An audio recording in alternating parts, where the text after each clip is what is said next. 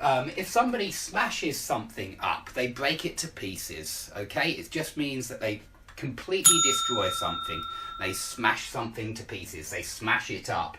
Here, up means many times. It's like chop up or cut up. You mean you cut it into many pieces. Tear up, tear it into many pieces. Rip up, rip it into many pieces. If you come at someone or fly at someone, you're attacking them. So this is also a violent preposition, at.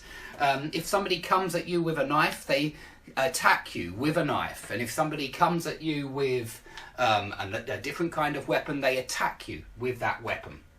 Now, bump off is used informally, not formally, but informally to mean kill someone. So an assassin has to bump off the targets which that he has been given. Now, if somebody fights someone off, then, and you could also say fend off here. I read this just in a book the other night, and I thought fend off is very good for fight off. It's very similar. If you fend off the attacker who came at you with a knife, you manage to fight back. You manage to stand up for yourself. Where's that one? Stand up for yourself and fight back against the attacker. And so you fend them off, maybe with your martial arts skills, or you fight them off, okay? Now the attacker might try to push you over or knock you over.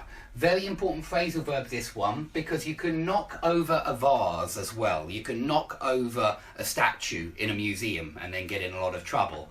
But if you push it over, then you do it on purpose. You knock something over very often accidentally, but push it over sounds like it's on purpose. And if you push someone over, you push them off their feet. You push them and make them fall over.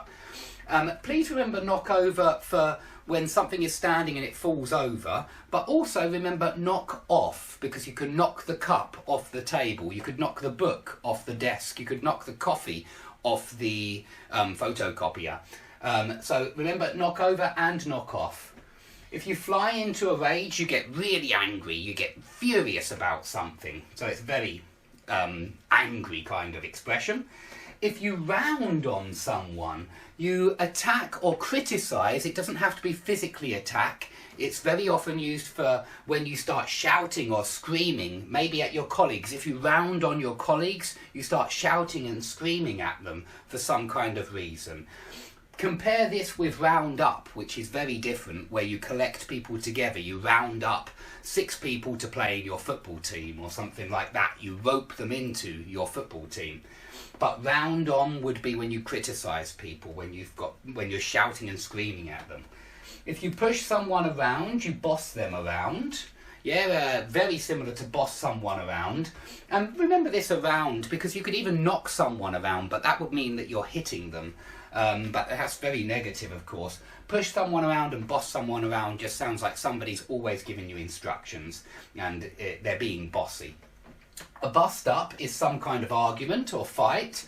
A break up is an argument or fight, usually of a romantic nature. A break up's normally when 2 people split up, but a bust up could certainly be between friends. Knock someone out is what a boxer does, and it's why we say a knockout when a boxer knocks the other guy unconscious. Knock someone out means knock them unconscious. And I want you to remember this one with pass out and blackout, because pass out and blackout also mean lose consciousness. They mean faint. Pass out means somebody has fainted, and blackout means that somebody has lost consciousness. They've blacked out.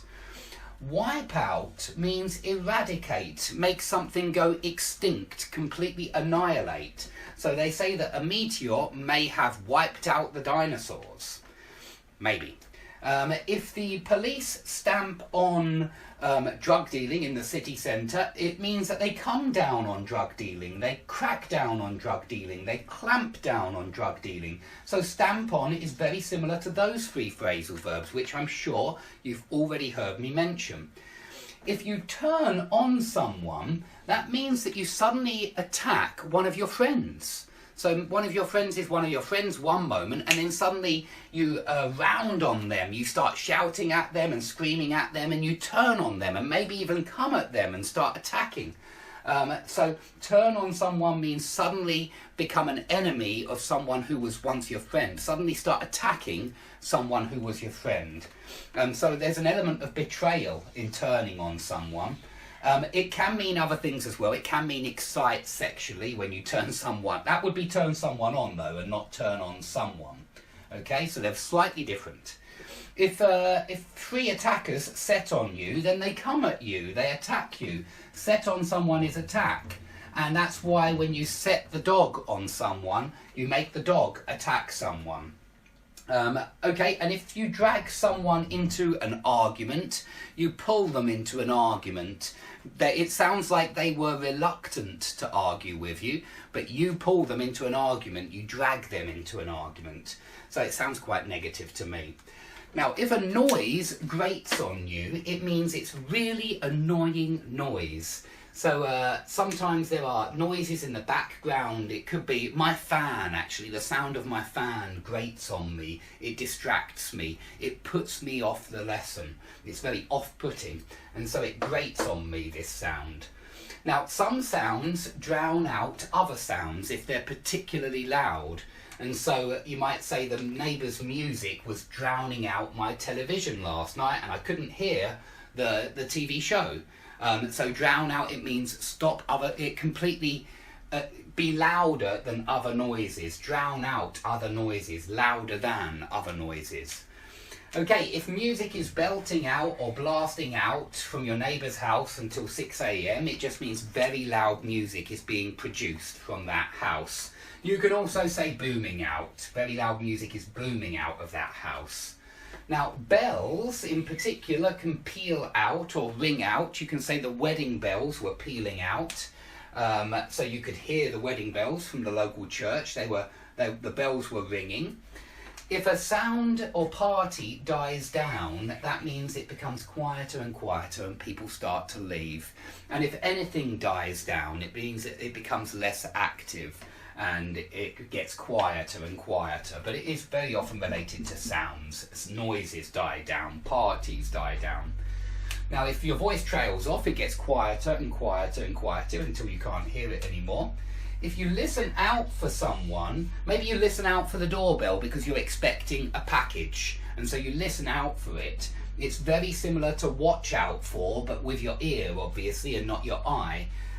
So you can watch out for something, which means be very attentive to something visually, and you can listen out for something, which means keep your ears open for a noise like a doorbell or something like that. You can also listen in on a conversation, and I've mentioned this one many times before. It's when you try to hear somebody's conversation, and of course you shouldn't be listening to this conversation. You're listening to someone else's conversation. So it's eavesdropping, basically. It's trying to hear what somebody else is saying, and it's rude because it's a private conversation, but you're listening in on their conversation. You should remember this one with all of those other in-on clandestine actions, like let someone in on your secret plan, walk in on someone kissing, or on a couple walk in on your boss while he's stealing money, something like that.